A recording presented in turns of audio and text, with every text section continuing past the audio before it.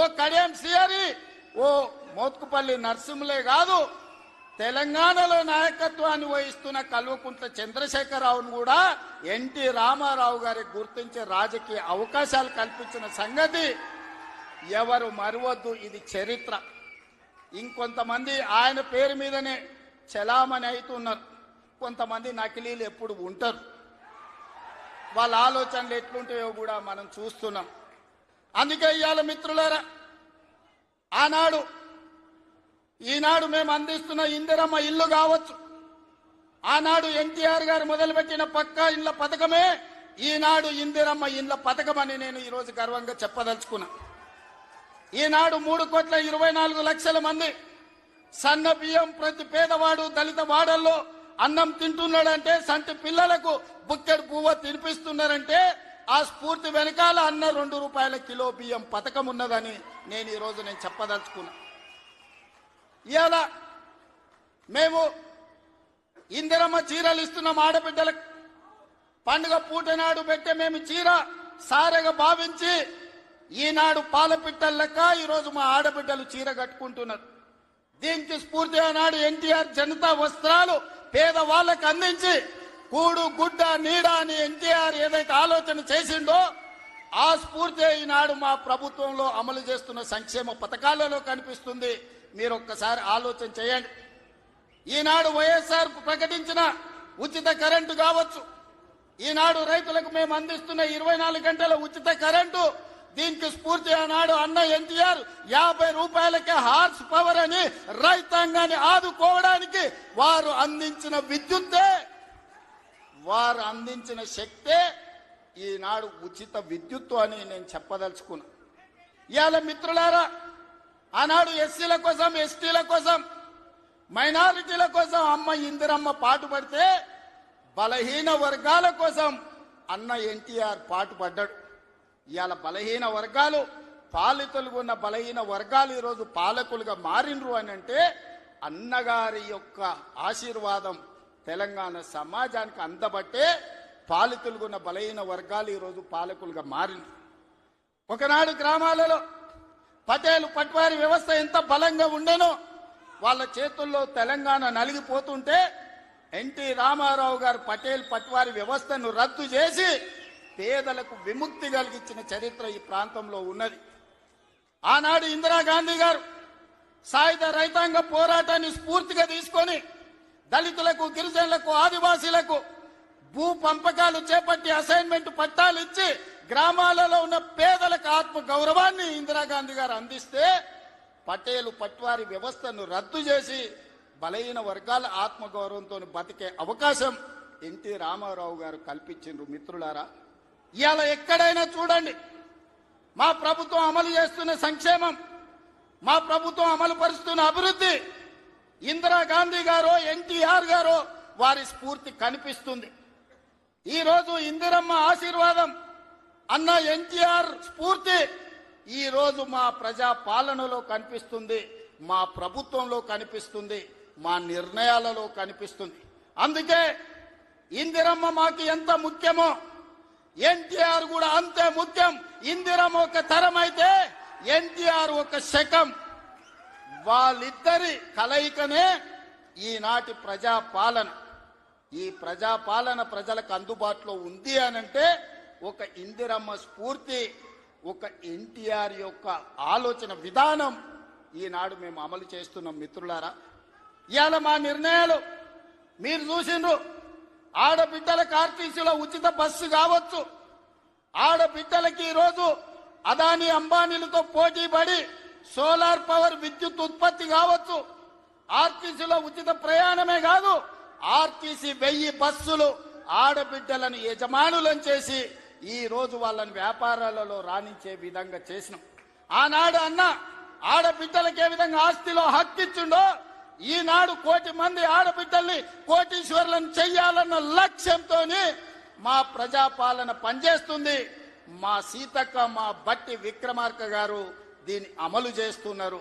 ఇవాళ మేము గర్వంగా చెప్పదలుచుకున్నాం, అన్నగారు అదేవిధంగా ఇందిరమ్మ స్ఫూర్తితో 1 కోటి మంది ఆడబిడ్డల్ని ఇవాళ కోటీశ్వరులను చెయ్యాలి అని మా ప్రభుత్వం ప్రయత్నం చేస్తుంది. అందుకే మిత్రులారా, ఇవాళ మా ప్రభుత్వం రైతు రుణమాఫీ కావచ్చు, రైతు భరోసా కావచ్చు, రైతులకు ఉచిత కరెంటు కావచ్చు, రైతు రుణమాఫీ 21,000 కోట్ల రూపాయల రద్దు చేసిన విషయం కావచ్చు, ఇవన్నీ రైతుల కోసం మేము అమలు చేస్తున్న సంక్షేమ పథకాలు. ఇవాళ రైతులు పండించిన సన్న వడ్లు 500 రూపాయల బోనస్ ఇచ్చి ఈనాడు మేము కొనుగోలు చేస్తున్నామంటే రైతును రాజును చెయ్యడమే లక్ష్యంగా, వ్యవసాయాన్ని పండుగ చేయడమే లక్ష్యంగా ఈరోజు మేము పనిచేస్తున్నాం. ఇవాళ మహిళలందరికీ అవకాశం ఇవ్వాలి అని స్థానిక సంస్థల్లో ఆనాడు మహిళలకు రిజర్వేషన్లు ఉండాలని రాజీవ్ గాంధీ గారు నిర్ణయం తీసుకుంటే ఆ నిర్ణయాన్ని అమలు చేసిన గొప్ప నాయకుడు ఎన్టీఆర్ ఈరోజు స్థానిక సంస్థల్లో ఆడబిడ్డలకు 50% అవకాశాలు ఆనాడు రాజీవ్ గాంధీ నిర్ణయం తీసుకుంటే ఎన్టీఆర్ అమలు చేస్తే ఈరోజు ఆడబిడ్డలకు స్థానిక సంస్థల్లో ఈరోజు రిజర్వేషన్లు వచ్చినాయి. ఆ స్ఫూర్తితో ఈనాడు శాసనసభలో, లోక్సభలో మహిళలకు రిజర్వేషన్లు ఉండాలి, 33% ఇవ్వాలి అని ఈ వేదిక మీద ఉన్న మేమందరం కట్టుబడి ఉన్నాం.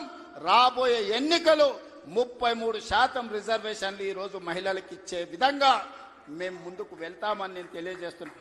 మిత్రులారా, ఆనాడు యువకులు 25-26 ఏళ్ల యూనివర్సిటీలో చదువుకున్న పిల్లలకు, మారుమూల ప్రాంతాలలో ఉన్న పేదలకు ఏ విధంగా అయితే ఎన్టీఆర్ గారు టికెట్లు ఇచ్చి గెలిపించిండో ఈనాడు మా ప్రభుత్వంలో కూడా ఒక మందుల సామెల్, ఒక ఎడమ బొచ్చు లాంటి వాళ్ళు, అత్యంత నిరుపేదలు, ఇందిరమ్మ ఇండ్లలో ఉండే పేదలు రూపాయి లేకపోయినా టికెట్లు ఇచ్చి ఇవాళ ఎమ్మెల్యేలను చేసినాం. ఒక యువమిత్రుడు, క్రీడాకారుడు బాలయ్య గారి బ్యాచ్మెట్ నిజాం కాలేజీలో క్రీడాకారుణ్ణి ఇవాళ మంత్రిని చేసిన మహమ్మద్ అజారుద్దీన్ గారిని, ఈరోజు వాకిటి శ్రీహరి కావచ్చు, యువమిత్రుడు పొన్నం ప్రభాకర్ విద్యార్థి రాజకీయాల నుంచి వచ్చిన మిత్రుడు ఈరోజు మంత్రివర్గంలో సహచరుడు. అంటే ఇవన్నీ కూడా యువత కోసం. ఈరోజు రాష్ట్రంలో మొదటి సంవత్సరంలోనే 67,000 ప్రభుత్వ ఉద్యోగ నియామకాలు చేపట్టి ఈరోజు యువకులకు ఉద్యోగ ఉపాధి అవకాశాలు కల్పించినాం. మహిళలకు 60,000 కోట్ల రూపాయల బ్యాంకు లింకేజ్ అప్పులు ఇప్పించినాం. ఈరోజు మహిళలు వ్యాపారం చేసుకుంటూ, యువకులు ఉద్యోగాలకు పోటీ పడుతుండ్రు, రైతులు వ్యవసాయంలో లాభసాటిగా ఈరోజు ముందుకు సాగుతున్నారు.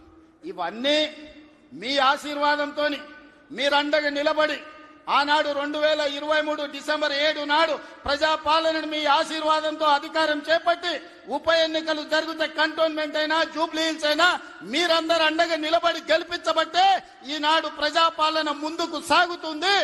భవిష్యత్తులో మీరు ఇదే విధంగా అండగా ఉండాలి. ఈ సందర్భంగా చివరగా ఒక్క మాట చెప్పదలుచుకున్నా. 94 నుంచి 2004 వరకు 10 సంవత్సరాలు తెలుగుదేశం పార్టీ అధికారంలో ఉంది. 2004 నుంచి 2014 వరకు 10 సంవత్సరాలు కాంగ్రెస్ పార్టీ అధికారంలో ఉంది. 2014 నుంచి 2024 వరకు బీఆర్ఎస్ అధికారంలో ఉంది. ఇవాళ నేను చెప్తున్నా, మీ ఉత్సాహం, మీ ఊపు చూసిన తర్వాత 2024 నుంచి 2034 వరకు మాదే అధికారం. సంక్షేమాన్ని, అభివృద్ధిని అంతర్జాతీయ స్థాయికి తీసుకెళ్లే బాధ్యత మేము తీసుకుంటాం. ఎన్నో అభివృద్ధి పనులు జరుగుతున్నాయి, మీరు అండగా నిలబడండి. హైదరాబాదు నగరాన్ని అంతర్జాతీయ స్థాయిలో అభివృద్ధి చేయడానికి మేము ప్రయత్నం చేస్తున్నాం.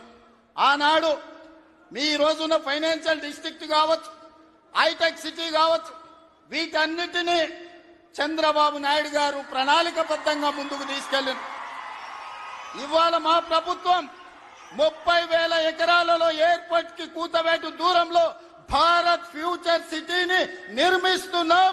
ప్రపంచాన్ని అక్కడికి తీసుకొస్తాం. ఈనాడు మన యువత ప్రపంచ దేశాలలో దిగ్గజ కంపెనీలకు పనిచేస్తున్నారు. సత్య నాదెళ్ల కావచ్చు, శంతను నారాయణ్ కావచ్చు, అజయ్ బంగా కావచ్చు, ప్రేమ్జీ వాత్సవ్ కావచ్చు, వీళ్ళంతా హైదరాబాద్ బాయ్స్. హైదరాబాద్ పబ్లిక్ స్కూల్లో చదువుకున్న వాళ్ళు ప్రపంచ పెద్ద పెద్ద దిగ్గజ కంపెనీలకు సీఈఓలు. ఇవాళ మనం ఎక్కడికో వెళ్ళి ఆ కంపెనీలలో పనిచేయడం కాదు, ఆ కంపెనీలను ఇక్కడికి తెస్తాం, భారత్ ఫ్యూచర్ సిటీలో పెట్టిస్తాం. ఈ కంపెనీలను పెట్టడమే కాదు, అలాంటి కంపెనీలకు తెలంగాణ యువతను యజమానులను చేసే బాధ్యత ఈ ప్రభుత్వం తీసుకుంటుంది. నూతన విధానంతో ప్రోత్సాహకాలు ఇస్తుంది.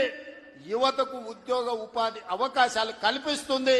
మన నగర అభివృద్ధి కోసం మీరందరూ సహకరించాలి. మీరందరూ అండగా నిలబడాలి. ఇంత గొప్ప కార్యక్రమాన్ని ఏర్పాటు చేసి ఈ కార్యక్రమాన్ని ఒక స్ఫూర్తిని నింపే విధంగా